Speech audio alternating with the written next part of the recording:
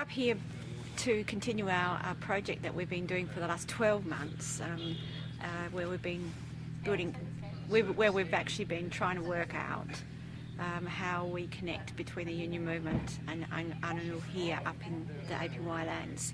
And this is like the culmination of a current project. I came in yesterday with the documentary that we've been working on. What's your first impressions of the picture? Oh, the pictures.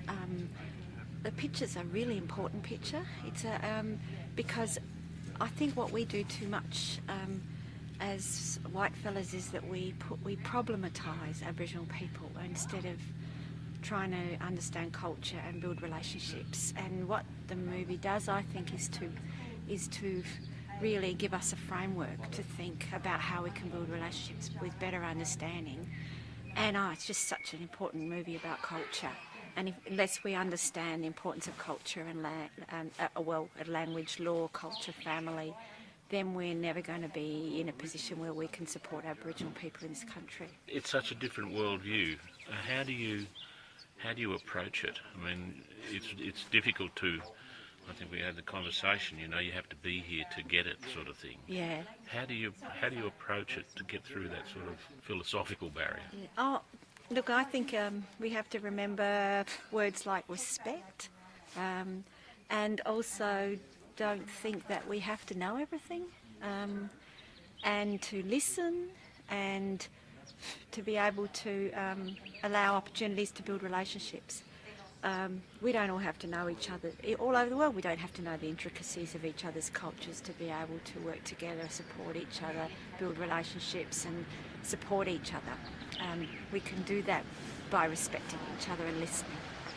And so then, just talk a little bit more, to talk a bit more specifically about the story. You know, we went into country there, saw the stories, and in the country where the stories belong, told by the people who are custodians of those stories. How do you take that to, you know, in your sort of raising awareness? How do you take that? So I'm just trying to be a bit more specific. Yeah. You know, I mean, it's really easy to talk generally about it. Yeah. And then when you get to the specifics, it seems that there's so many things that have to be put in place before you get the first step, sort of thing. Oh, look, I suppose the best example was last time that I was here. Murray took us out and showed us a place and told the story of that place. And it was like something fell off your eyes and you saw it again for the first time.